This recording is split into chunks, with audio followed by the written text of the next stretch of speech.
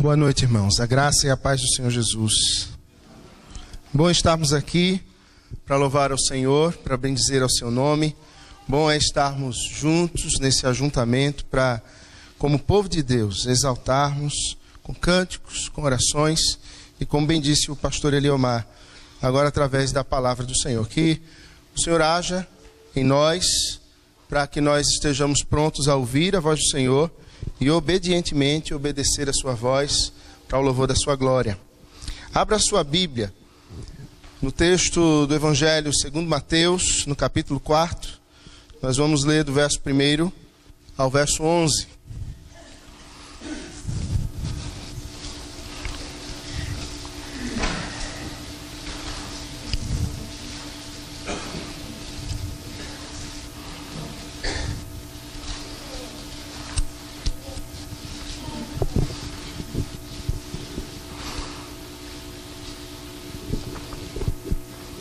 A seguir, foi Jesus levado pelo Espírito ao deserto para ser tentado pelo diabo. E depois de jejuar 40 dias e 40 noites, teve fome. Então o tentador, aproximando-se, lhe disse: Se és o Filho de Deus, manda que estas pedras se transformem em pães. Jesus, porém, respondeu: Está escrito, não só de pão viverá o homem, mas de toda a palavra que procede da boca de Deus. Então o diabo levou a cidade santa, colocou-o sobre o pináculo do templo e lhe disse: Se és o Filho de Deus, atira-te abaixo, porque está escrito: Aos seus anjos ordenará a teu respeito que te guardem, e eles te sustentarão nas suas mãos, para não tropeçares em alguma pedra. Respondeu-lhe Jesus: Também está escrito: Não tentarás o Senhor teu Deus. Levou ainda o diabo a um monte muito alto, mostrou-lhe todos os reinos do mundo e a glória deles, e lhe disse: Tudo isto te darei, se prostrado me adorares. Então Jesus lhe ordenou: Retira-te, Satanás, porque está escrito: Ao Senhor teu Deus adorarás, e só a ele darás culto. Com isto deixou o diabo, e eis que vieram anjos e o serviram. Amém. Que o Senhor aplique a sua palavra ao nosso coração, que o Senhor seja gracioso e nos abençoe nessa noite, na meditação da sua palavra. Irmãos, nós como povo de Deus, como família da aliança, como servos do Senhor, que foram chamados para viverem num novo caminho, para caminharem numa novidade de vida, nós gostaríamos muito de, nesse momento em que fomos resgatados e nascemos de novo, fôssemos levados para viver na presença de Deus desde já. No entanto, o Senhor que nos chama, que nos vocaciona, Ele nos envia ao mundo, nos envia como quem envia ovelhas ao covil de lobos. Nos envia ao mundo onde vivemos uma série de desafios, onde somos desafiados a viver a palavra de Deus, onde somos desafiados a compreender a necessidade de dependermos do Senhor, onde somos desafiados a aprender a lidar com as questões do nosso coração e com as necessidades que aparentemente são urgentes para nós. O Senhor Jesus, como Filho de Deus, Santo, Todo-Poderoso, aquele que é, aquele que há de vir, aquele que pela palavra do seu poder criou todas as coisas, que segundo João diz que sustenta todas as coisas, o Logos de Deus, Ele se fez homem, Ele habitou entre nós, cheio de graça e de verdade, para que pudéssemos ver a glória do unigênito de Deus Pai, e assim pudéssemos ver ao próprio Senhor Deus, a palavra encarnada, a mensagem do Evangelho da salvação sendo vivida e andando entre os homens. O Senhor Jesus, santo, é enviado ao mundo. Nós que somos santificados pelo Espírito de Deus, somos mantidos e enviados no mundo para que sejamos luz no meio das trevas. Como é difícil vivermos isso. Como é difícil sermos homens e mulheres que adoram ao Senhor no mundo que não quer adorar ao Senhor. Como é difícil sermos homens e mulheres, cidadãos do reino, que se guiam não por leis humanas meramente, mas por uma lei revelada, celestial, dada pelo Senhor. Como é difícil nós ensinarmos os nossos filhos a caminharem nesta mesma caminhada. Mas essa é a história. Esse é o projeto de Deus desde que Ele chamou os seus servos no Antigo Testamento ainda. Quando Ele envia Abraão a uma caminhada, quando Ele tira o povo com mão forte do Egito e os faz adentrar num deserto para terem as suas vidas treinadas antes de entrar na terra prometida, para que nos seus corações se fosse revelado aquilo que de fato existia nas suas almas, para que eles dependessem de Deus, para que eles recebessem o pão do céu, para que eles tirassem da vida deles os sabores do Egito e então ansiassem exclusivamente estar na terra prometida. No texto que lemos, o Senhor Jesus, iniciando o seu ministério na terra, Ele é levado ao deserto pelo Espírito Santo. Ele é conduzido pelo Espírito Santo ao deserto, para um objetivo, para um propósito ser cumprido na sua vida: ele ser tentado pelo diabo. Ora, se o Senhor Jesus foi tentado pelo adversário das nossas almas, nós também seremos tentados pelo adversário das nossas almas.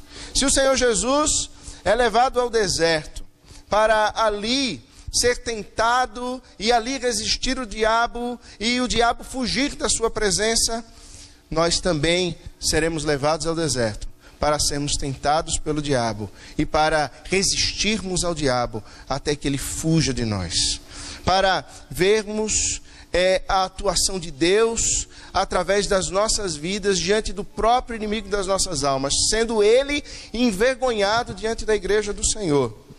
A família da aliança é essa igreja, aqueles que são resgatados pelo Senhor é essa igreja, os nossos filhos são essa igreja, onde o Senhor será glorificado, onde o Senhor é adorado, aonde o diabo então é envergonhado e a palavra de Deus é manifesta e estabelecida. Nós vivemos muitas lutas nesse mundo. Vivemos a luta contra o diabo, e vivemos a luta contra a carne, e vivemos a luta contra o próprio sistema mundano. Pelo menos a nossa luta se manifesta nesses três aspectos. Nós somos envolvidos, a nossa mente se tenta envolver ela, os nossos filhos, o mundo tenta envolvê-los, e muitas vezes o próprio diabo apresenta as suas propostas, como durante a palavra de Deus apresenta aos servos do Senhor, assim como apresentou a Adão e Eva, a fim de que nós nos desviemos do caminho. O mundo também apresenta as suas propostas, e a nossa própria carne, ela também apresenta as suas propostas. Nesse aspecto, o Senhor Jesus é levado pela vontade do Senhor ao deserto para demonstrar que no caminho, quando o seguirmos e quando nos tornamos seus discípulos, quando nos tornamos seus imitadores, é possível que nós, o povo de Deus, a igreja do Senhor, com a palavra de Deus, resistamos também ao diabo e vivamos no deserto de maneira a que o Senhor seja glorificado, de maneira que o Senhor seja exaltado. E se você olhar para o texto sagrado, você vai observar algumas coisas. Que o Senhor Jesus é levado ao deserto, e no deserto o Senhor Jesus entra num propósito de jejum, ou seja, de santificação diante de Deus. Ele se separa naquele deserto e se prepara para o que viria. E o verso 2 do texto que lemos diz que o Senhor, depois de jejuar por 40 dias e 40 noites, teve fome. O Senhor Jesus não jejuou porque não tinha alimento. Não era escassez. Ele poderia ter levado algo consigo. O Senhor Jesus não jejuou porque não poderia buscar algo para comer. João Batista vivia em meio ao deserto e se alimentava de gafanhotos e de mel silvestre. O Senhor Jesus jejua no deserto porque o propósito dele era se separar, ou seja, ter os seus desejos esmagados, a fim de que ele observasse única e exclusivamente o desejo de Deus. Quando a fome vem, o Senhor Jesus continua em santificação e não cede ao desejo da sua carne. E nós precisamos compreender que o Filho de Deus, que nasceu santo, sem qualquer corrupção, que não herdou o pecado, ele mesmo assim, vivendo em carne, sofria naquele corpo as necessidades da carne. Jesus tinha fome, Jesus tinha sede, o Senhor Jesus se cansava, o Senhor Jesus era homem de dores, o Senhor Jesus podia, como homem, ser morto, como de fato foi, com a morte de cruz. O Senhor Jesus, ele sofria as necessidades físicas que nós também sofremos. E ali a necessidade primária, a necessidade inicial que Jesus teve foi a necessidade de fome. Há uma ideia de que o homem ele é guiado pelas necessidades. Há uma teoria administrativa, psicológica, a pirâmide de Maslow, que diz que o homem ele é guiado pelas necessidades. As necessidades fazem com que ele haja de um jeito ou fazem com que ele haja de outro. Eu, por exemplo, não sou a melhor pessoa do mundo para você lidar quando eu estou cansado. Quando eu estou cansado, eu sou chato. Você pode perguntar à minha esposa se isso não é verdade. Quando eu estou cansado, eu fico irritado. Quando eu estou cansado, as minhas ideias não funcionam muito bem. E cada um de nós tem as suas características nas necessidades pessoais. Alguns, quando estão com fome, são feras, que você não deve chegar perto.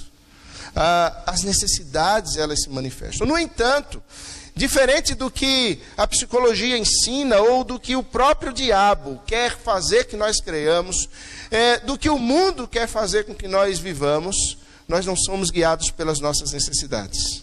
As nossas necessidades, elas estão presentes, mas elas são submetidas a uma necessidade muito maior do que a necessidade física, a necessidade espiritual de nós nos santificarmos e mantermos-nos em comunhão com o Senhor. O Senhor Jesus, depois de 40 dias e 40 noites no deserto, ele se mantinha em comunhão com Deus. Chega o dia mau em que o diabo se apresenta e ele então confronta o Senhor Jesus. Ele vai diante do Senhor Jesus para instá-lo, para indagá-lo, para confrontá-lo. Certa vez um seminarista pregando nesse texto, ele intitula o texto As Dúvidas do Diabo sobre Jesus. É interessante que não tem dúvida nenhuma nesse texto. Se você olhar, e talvez numa primeira visão do texto, quando nós vemos o verso 3º, ou quando nós vemos o verso 6º, e vemos o inimigo das nossas almas falando com Jesus, parece ser uma indagação, se és o Filho de Deus. Ou no verso 6º, se és o Filho de Deus, como se ele estivesse levantando uma dúvida acerca de Jesus. E certamente aquele seminarista não tirou uma boa nota no seu sermão, no seminário, porque não se trata de uma indagação, nem sempre o se é uma indagação. Na realidade, o texto, tanto nos manuscritos originais, quanto em português, ele é uma afirmação. A partícula se seguida do verbo no indicativo é uma afirmação, não uma pergunta. Se és o Filho de Deus significa visto que és o Filho de Deus. Tendo em vista que tu és o Filho de Deus, sabe por quê, irmãos? O diabo não pode, apesar de ser o pai da mentira, a única coisa que ele criou foi isso, apesar dele ser mentiroso, ele não pode negar o maior fato do universo, que Jesus é Deus, que ele é todo poderoso.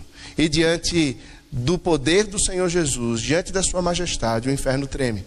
Diante do Senhor Jesus não há como ele ter dúvidas ou ele negar um fato. Jesus é o Filho de Deus. E quando ele se apresenta diante de Jesus, ele se apresenta afirmando isso. Eu sei que tu és o Filho de Deus. E visto que tu és o Filho de Deus, então age assim, ou age assim, ou age de outro jeito. Nós somos filhos do Senhor. Não há dúvidas quanto a isso. Nós somos lavados e remidos no sangue do Cordeiro. O mundo não pode lançar dúvidas quanto a isso. O adversário das nossas almas não pode lançar dúvidas quanto a isso. E essa é a verdade que nos guia a todos. Nada nos separará do amor de Deus. É um fato consumado. O nosso nome foi escrito no livro da vida. O Senhor Jesus morreu e pagou pelos nossos pecados. E, portanto, no deserto que nós enfrentarmos nessa vida, ou diante das tentações que viermos a enfrentar nesta vida, nós não podemos nos esquecer de um fato, que nós somos os filhos do Senhor, que Ele é o nosso Pai e que Ele sustenta os seus filhos. Assim como Jesus jejuou naqueles 40 dias no deserto, o povo de Deus, no passado, também foi levado a aprender em meio ao deserto. No meio do deserto, no Antigo Testamento, o povo de Deus foi humilhado, o povo de Deus foi provado, e o povo de Deus foi levado a conhecer o seu próprio coração. Se você, por favor, puder ir então ao livro de Deuteronômio, você vai poder enxergar algumas coisas nesse aspecto. No capítulo 8, dê uma olhada rapidamente. No verso 2 e no verso 3.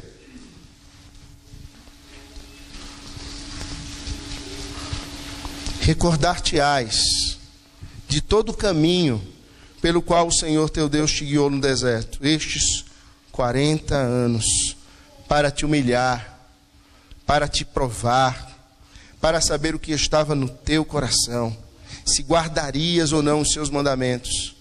Ele te humilhou e te deixou ter fome, e te sustentou com um maná que tu não conhecias, nem teus pais o conheciam, para te dar a entender que não só de pão viverá o homem, mas de tudo o que procede da boca do Senhor viverá o homem.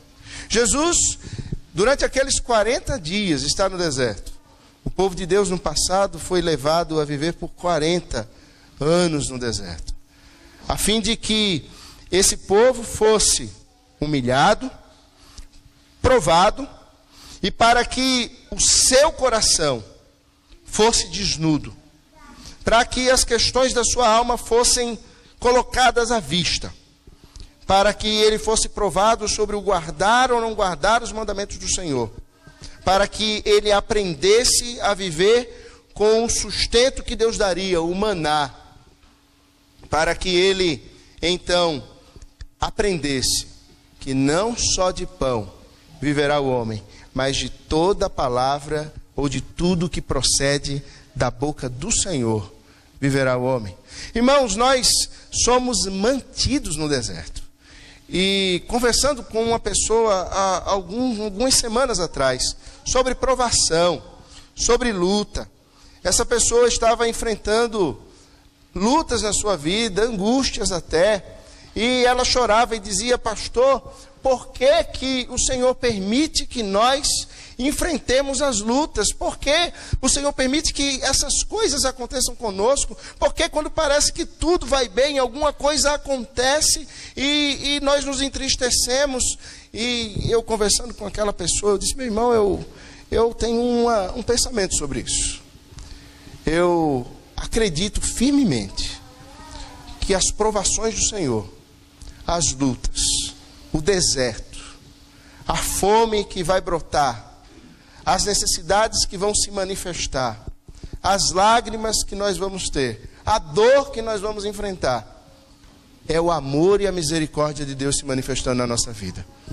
Porque se nós não tivéssemos essas provações, eu imagino a partir de mim mesmo, se nós não tivéssemos essas lutas, irmãos, se nós não sofrêssemos neste mundo, nós começaríamos a achar que aqui é o céu.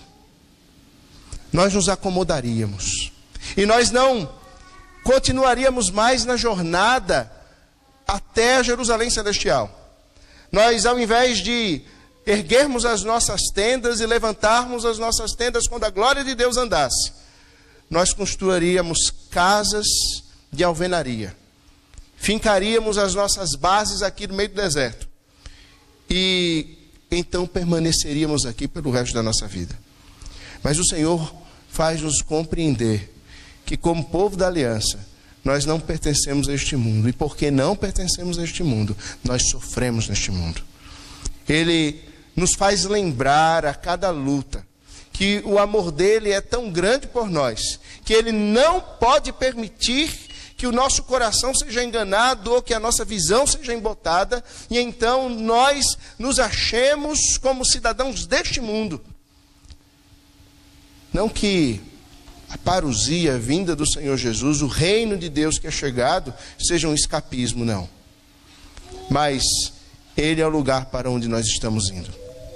E nós não podemos nos esquecer, nem podemos deixar os nossos filhos se esquecerem de que nós estamos numa jornada, de que nós estamos no deserto. Este mundo é um deserto, e que o Senhor nos sustenta nesse deserto, com o pão que Ele mesmo nos dá. Ele nos leva a sermos provados nesse deserto, Ele nos humilha nesse deserto, a fim de que nós caminhemos na direção que Ele propôs a nós, tendo como alvo o Senhor Jesus, o autor da nossa fé. Nós não podemos nos esquecer disso. Mas, irmãos, muitas vezes nos esquecemos. Achamos que está tudo bem e não ansiamos pela vinda do Senhor Jesus.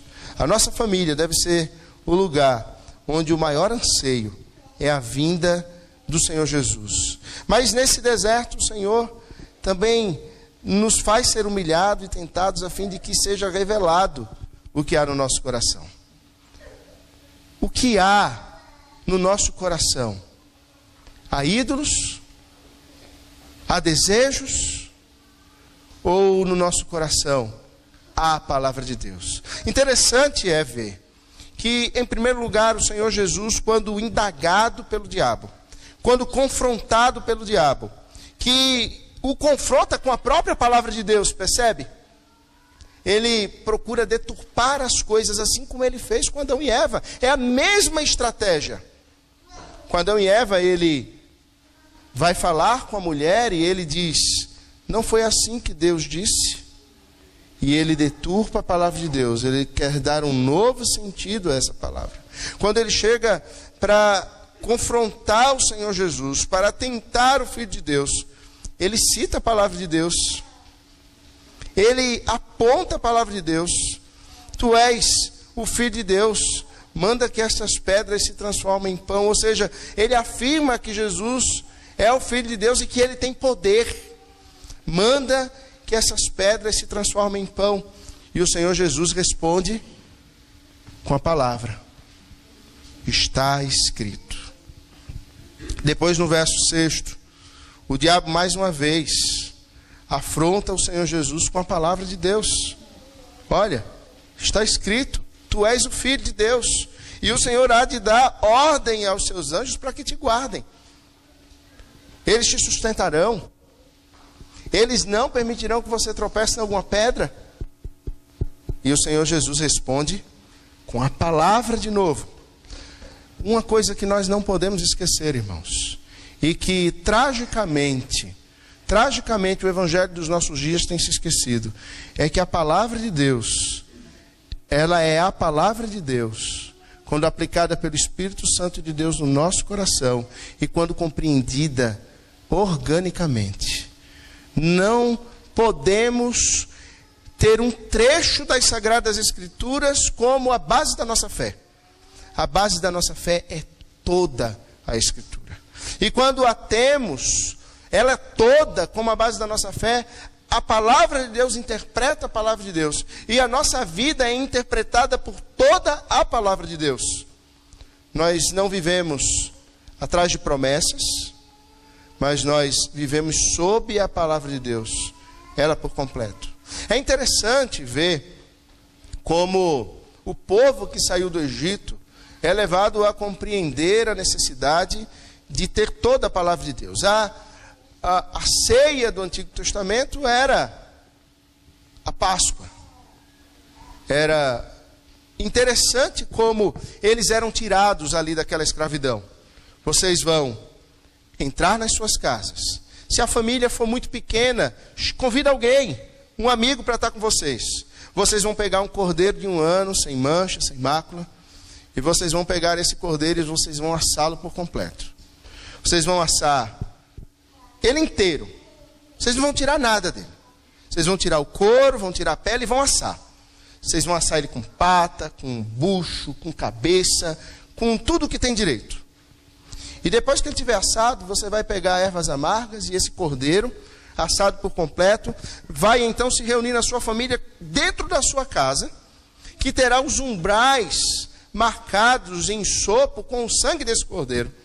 E ali você vai vestido, você vai estar já aparamentado para a viagem, com o cajado na mão, com a mala pronta.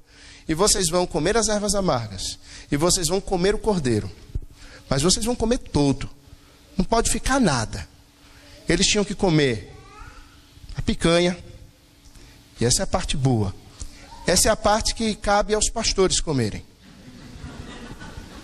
Os presbíteros deveriam comer a alcatra, ou a maminha do cordeiro. Os diáconos comeriam... Não, vamos fazer assim. Os presbíteros comeriam filé mignon. A gente tem que estar assim com o presbítero, sabe? Os diáconos, eles teriam o direito de escolher alcatra, maminha. Parte boa ainda. O pessoal do grupo Louvor é o pessoal que a gente tem que agradar também. Então, eles comeriam... O que é que você quer comer? Um contrafilé do cordeiro. Mas os irmãos, um ia comer o bucho, outro ia comer as vísceras, o outro tinha que comer o miolo do cordeiro, e a orelha, e os olhos, e as patas, e tudo. Até de manhã não podia ficar nada. Se sobrasse alguma coisa, tinha que ser lançado na fogueira e queimado. Eles tinham que sair às pressas e eles tinham que comer aquele cordeiro por inteiro. E, irmãos, eu fico pensando no cordeiro e em como agora, na compreensão total da palavra de Deus, nessa organicidade dela, na revelação progressiva das Sagradas Escrituras, como nós compreendemos que o Cordeiro é o Senhor Jesus, é o Cordeiro de Deus que tira o pecado do mundo, e como nós, o povo de Deus, muitas vezes queremos comer só um filé mignon, queremos só as melhores partes de Jesus. Ah, Jesus foi transfigurado, que coisa boa, eu vou ser glorificado um dia. Jesus ressuscitou dos mortos, que coisa boa, o meu corpo também vai ressuscitar, um novo corpo. Mas nós nos esquecemos que Jesus foi levado ao deserto e que nós também somos levados ao deserto. Nós queremos comer as boas partes do cordeiro. A picanha, o filé mignon, a alcatra. Mas nós não queremos comer aquelas partes que desagradam. E o Evangelho, que é poder de Deus para nós, ele muitas vezes vai nos desagradar também. Vai nos trazer dores, vai nos trazer lutas, vai nos trazer aprovações. O Evangelho vai nos levar até a morte, se necessário for, para que nós vivamos eternamente. Nós não podemos viver essa caminhada do deserto sem nos alimentarmos do Cordeiro, mas é do Cordeiro por completo. Veja outra coisa. Quando o diabo, ele então tenta Jesus, o primeiro aspecto em que ele tenta Jesus é nas questões das necessidades da sua carne, é na concupiscência da carne. E ele diz: o Senhor está com fome, o Senhor está sentindo isso. Isso era uma necessidade inegável. O Senhor está com fome. Então, transforma as pedras em pães. Era como se o diabo estivesse dizendo assim: o que você necessita, O que você precisa para ser feliz aqui, nesse deserto, e é aquilo que ele diz para nós. O que você, servo de Deus, serva do Senhor, precisa para ser feliz nesse mundo é ter as suas necessidades saciadas. Sacie-se. E tristemente, as igrejas do nosso tempo, elas se transformaram em balcões de vendas de necessidades. Se transformaram em fast foods. Se transformaram em lugares onde as pessoas vão para terem as suas necessidades saciadas. Mas o Senhor Jesus diz uma coisa: nem só de pão viverá o homem, mas de toda palavra que sai da boca de Deus. O Senhor Jesus diz para o diabo naquele momento que a verdadeira necessidade que nós, o povo de Deus, temos é da palavra de Deus. Que a verdadeira necessidade que nós, como a família da aliança, temos é de que a palavra de Deus esteja no nosso lar. Pode ser que na nossa mesa, na nossa casa, os bifes sejam contados. Pode ser que os pães sejam contados. Mas a palavra de Deus, ela precisa ser farta no nosso lar. A palavra de Deus precisa ser aquilo que nos alimenta, que nos leva adiante, que nos faz prosseguir. E hoje, o povo de Deus tem perdido a coisa mais importante. Tem perdido a palavra como o centro da vida. A palavra de Deus como aquilo que sacia a alma. Assim como suspira a corça pela corrente das águas, o salmista diz que assim o coração dele desejava o Senhor. Ele não desejava pão, carne, férias. Ele desejava o Senhor. Uma primeira aplicação, irmãos: o que nós desejamos? Quais são os desejos do nosso coração? Os desejos do nosso coração podem ser facilmente identificados. Faça a seguinte pergunta: por que eu me levanto todo dia de manhã? Qual é o objetivo de eu me levantar de manhã? O que me faz me levantar de manhã?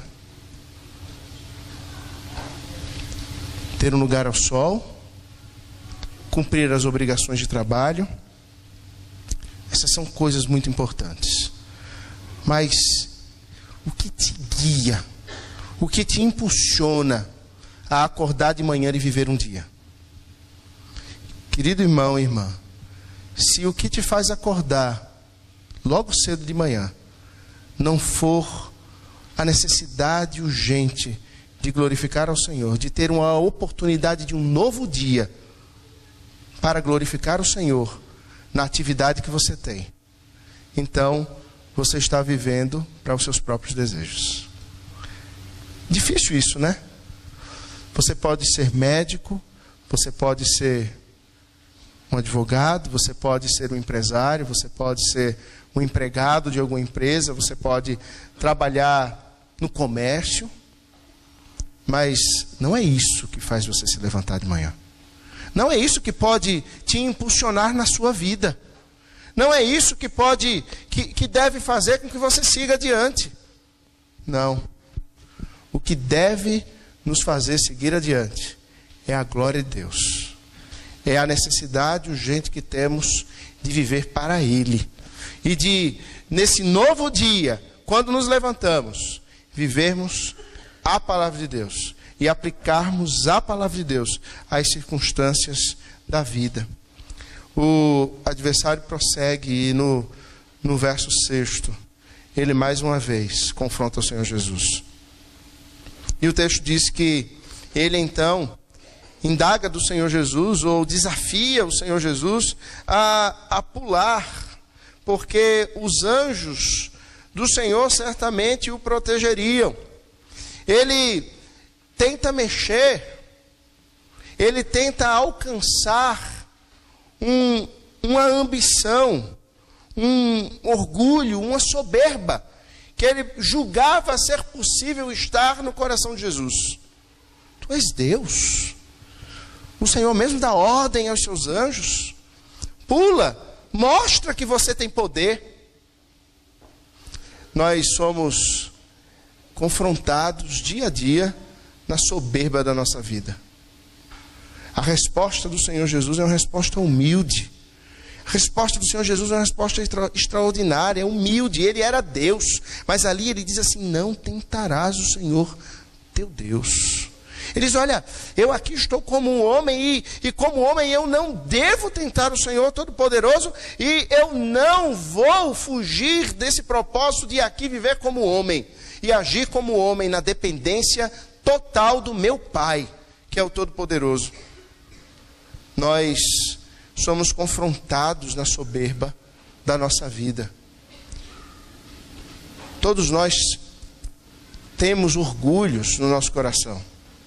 Temos a necessidade de sermos reconhecidos. Temos a necessidade de sermos respeitados. Temos a necessidade de sermos vistos como pessoas de bem.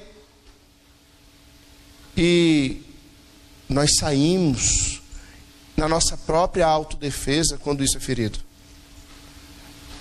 O Senhor no deserto faz com que caminhemos nesses 40 anos para que sejamos humilhados, para que sejamos humilhados, para que a soberba do nosso coração ela desapareça, para que a soberba da nossa vida ela caia por terra, para que nós não entremos no perigo da autodefesa, para que nós não entremos no perigo do vitimismo. Como eu conheço pessoas, pastores, líderes de igreja, irmãos em Cristo, que vivem uma vida de vitimização. As coisas acontecem comigo, eu sou perseguido, eu não mereço isso. Nós temos a soberba no nosso coração quando nós julgamos que merecemos algo melhor. Quando nós pensamos acerca de nós além do que deveríamos pensar. O apóstolo Paulo ele tinha uma visão muito equilibrada acerca de si mesmo. Miserável homem que sou, quem me livrará do corpo dessa morte? Ele dizia: olha, a minha justiça é como trapo de imundícia. Ele tinha uma compreensão muito equilibrada de quem ele era. Eu sou miserável. Irmãos, se fôssemos ser tratados como merecemos ser tratados, nós não estaríamos sentados aqui. Eu não estaria pregando aqui. Nós não teríamos famílias e não teríamos oportunidade de ouvir ao Senhor. Se fôssemos tratados como merecemos ser tratados, nós estaríamos entregues ao nosso próprio pecado, caminhando para o inferno. Nós precisamos arrancar do nosso coração a soberba, para compreender que tudo que recebemos é a graça de Deus. Não há uma troca. Não é porque eu faço que eu recebo. Tudo é a graça de Deus. O estarmos assentados aqui, o estarmos vestidos como estamos vestidos, o estarmos ouvindo a palavra de Deus, o termos famílias, o termos um bebê embalado no colo, é a graça do Senhor. Em terceiro lugar, o diabo desafia o Senhor Jesus a que ele o adore. Que ousadia! Que ousadia de Satanás! Mostrar ao Senhor Jesus aquilo que já era dele. Como que num desespero, como que numa última tentativa de engabelar o Filho de Deus, ele mostra os reinos da terra e diz: olha, se você me adorar, eu te dou tudo isso. Como o diabo é mentiroso, porque ele não tinha o poder de dar nada. Ele não tem nada. Nada é dele. Tudo é do Senhor. Aquela visão de que o inferno é do diabo. O inferno pertence a Deus. Quem manda lá é o Senhor. Ele não tem nada. Não me entendam mal, mas o fundador dos movimentos de não ter nada é o diabo. Porque ele não tem nada. Ele não tem teto, ele não tem terra, ele não tem casa. Ele fica rodeando a terra porque ele não tem para onde ir. Ele foi expulso do céu. E anda sem rumo para lá e para cá. Mas ele, mesmo assim, ainda chega para nós e diz que se nós o adorarmos, nós teremos alguma coisa. E ele não se apresenta com aquela visão de Dante Alighieri. Um diabo vermelho, de chifres, de cauda longa e tridente na mão. Não. Ele se apresenta como um anjo de luz. Ele vem querendo saciar a nossa carne e a nossa soberba. Ele vem mostrando diante dos nossos olhos, tratando num outro aspecto da nossa pecaminosidade, que é a concupiscência dos olhos. Olha, percebe como isso é bom? Me adora. Como dizíamos de manhã, as promessas que os falsos deuses fazem a nós, invariavelmente elas terminarão em escravidão. Ele promete uma sensação maravilhosa e torna as pessoas escravas, viciadas, torna as pessoas dependentes, torna as pessoas incapazes de viverem de forma digna. Há jovens que vão em busca de uma sensação, e a promessa é ter uma sensação em liberdade, terminam escravizados nas drogas. Há outros que eles propostam uma sensação na internet e terminam escravos da pornografia. Há outros que são propostas sensações de comunhão com outras pessoas de forma errada, terminam escravas do sexo. Certa vez, conversando com um jovem homossexual, tratava com ele sobre o pecado dele. Ele dizia: pastor, eu preciso de contato humano. O que eu quero é ir chorando, sabe?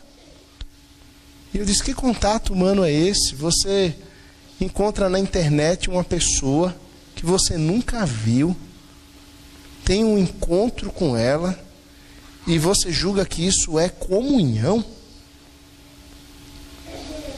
Como você termina esse momento? Eu termino esse momento arrasado sempre. Isso não é comunhão. Você está destruindo a sua vida e é escravo do pecado, caminhando para o inferno. O diabo e os ídolos que ele planta no nosso coração fazem propostas, e nós precisamos, irmãos, aprender a identificá-las como propostas que são feitas no deserto dessa vida, a fim de que nós sejamos humilhados. E precisamos aprender a resistir e ver o que há no nosso coração, a fim de arrancar do nosso coração esses ídolos domésticos que temos e lançá-los todos no fogo, para vivermos de forma santa e piedosa diante do Senhor. Quando o Senhor Jesus, então, responde ao diabo e ele repreende Satanás, ele afirma que ele adorará exclusivamente ao Senhor e somente ao Senhor prestará culto. Ele não prestaria culto às suas necessidades, ele não prestaria culto aos seus desejos, ele não prestaria culto ao diabo para obter nada, mas ele iria corajosamente seguir aquela missão, uma missão dura, a missão de sofrer, de ser negado pelos seus, a missão de ser injuriado, a missão de ser castigado, a missão de ser pregado numa cruz entre dois malfeitores, a missão de receber em si todo o pecado meu e seu e de todo o resto da humanidade, os que nasceram e os que hão de nascer, a missão de na cruz estar sozinho, de ser deixado sozinho como juízo de Deus.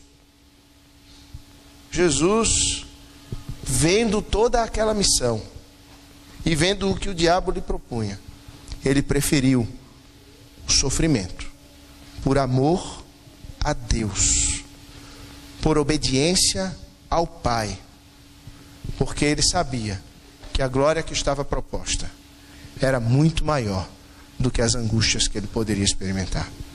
E a glória proposta pelo Senhor ao seu Filho Jesus era o resgate de muitos.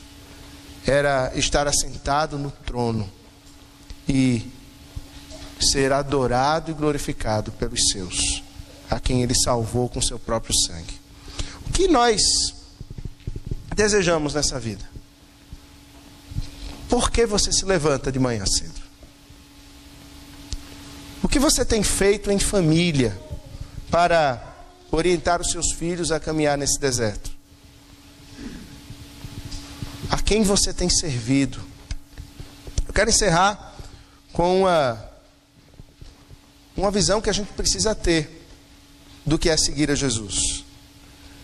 Imagine que você está diante do tribunal da vida e você vai ser julgado pelas suas ações. O que você fez hoje, o que você fez ontem, o que você fez a semana passada, todos os pecados estão estampados ali. Se levanta um acusador e ele tem uma lista imensa, uma folha corrida de pecados para apontar e nos acusar. E não há como nós nos defendermos, porque nós de fato somos culpados de tudo isso. E diante desse tribunal em que o pecado é apontado, em que as nossas ações são descritas, nós recebemos a sentença: culpados, vocês vão morrer, você merece a morte, você vai ser pregado numa cruz e você vai morrer ali, os seus pulmões vão se encher de sangue e você vai morrer sufocado naquela cruz. É isso que você merece, é isso que eu mereço. E então um poste é colocado em nós. A cruz romana, ela era formada por dois postes que se cruzavam. Um poste vertical, que já ficava lá no lugar, aguardando a chegada do poste horizontal que se chamava patíbulo. E o patíbulo é colocado nas nossas costas. E nós somos levados a caminhar os últimos passos da nossa vida. Cada passo que você está dando agora é um passo a menos. Representa suspiros a menos na tua existência. Você está caminhando para a cruz e você sabe que você vai morrer lá. Eu acho que nessa hora as mãos estão suando. O coração está batendo mais rápido. Alguns de nós talvez estejam desesperados querendo correr pelas laterais, mas os guardas não permitem que nós corramos. Talvez alguns de nós estejam chorando pelo caminho, gritando de desespero, porque vamos morrer e é uma morte terrível. Terrível. E você vai caminhando, e você vai seguindo adiante. E de repente você avista lá o Monte da Caveira. O lugar terrível, com cheiro de sangue e de morte. Onde você vai ser pregado e onde você vai morrer. Só que quando você chega lá, um soldado olha e diz: não tem lugar para você ser morto. Já foi retirado o poste onde o teu patíbulo seria preso. Alguém tomou o poste que era para você ser pregado e morreu aqui no teu lugar. Ó, está aqui ainda, sujo de sangue o chão. E você vê. Você está livre. Ele solta do patíbulo. O que é que você vai fazer agora? Voltar à sua antiga vida? Seguir os passos que você seguia antes? Ter a mesma mentalidade que você tinha no passado? Eu imagino que todos nós, que nos deparamos naquele momento no Calvário,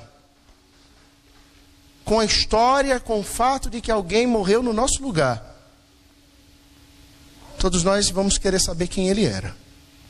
Mas quem foi que morreu no meu lugar? Como era o nome dele? Quem ele era? Ele era filho de quem? Por que que ele tomou o meu lugar? Por que que ele morreu pregado nessa cruz? Essa cruz era minha, era para mim. A sentença era para mim. Onde é que ele está? E ao perguntar a algumas pessoas, elas vão dizer: olha, vieram aqui alguns e tiraram-no da cruz e levaram para colocá-lo em algum túmulo. E nós corremos para saber onde é esse túmulo, compramos flores ou alguma coisa do tipo, porque nós precisamos ir lá prestar as nossas homenagens. Precisamos saber quem são os pais dele, como era o nome, por que ele fez tudo isso. E quando nós chegamos lá, no jardim, o túmulo está vazio. Não tem ninguém. E de repente ele está vivo do nosso lado. E diz: fui eu que morri no teu lugar. O que você vai fazer nesse momento? Eu acho que todos nós, em lágrimas, nos jogamos aos pés dele e dizemos: a partir de hoje, todos os dias da minha vida serão para servir ao Senhor que morreu no meu lugar. A minha vida é tua, porque o Senhor comprou com a sua própria vida. Quando a gente pensa assim, a gente precisa então avaliar por que nós acordamos de manhã, por que nós vivemos. No deserto dessa vida, o que nós estamos buscando? O que nós estamos fazendo aqui? Estamos nos acomodando e querendo viver aqui o resto da nossa existência? Ou nós estamos ansiando estar com aquele que deu a vida por nós, por toda a eternidade, para servi-lo e para glorificá-lo eternamente? Nós precisamos mudar a nossa mentalidade, irmãos, e compreender que neste deserto todas as coisas cooperam conjuntamente para o bem daqueles que amam a Deus. E o bem daqueles que amam a Deus é estar na presença de Deus, glorificá-lo e gozá-lo para sempre. Que o Senhor aplique a sua palavra ao nosso coração, irmãos, e tenha misericórdia de nós. E nós, como servos do Senhor, possamos caminhar nesse mundo de forma a que o Senhor seja glorificado, tendo a palavra de Deus como o alvo ou aquilo que nos alimenta, e não as nossas necessidades, tendo a nossa carne esmagada, tendo os nossos olhos não voltados para as coisas que são nos mostradas nesse mundo, mas voltados para o autor e consumador da nossa fé, e tendo a nossa soberba completamente destruída, e tendo o Senhor Jesus glorificado e exaltado, porque só Ele é digno de louvor, de glória e exaltação. Amém.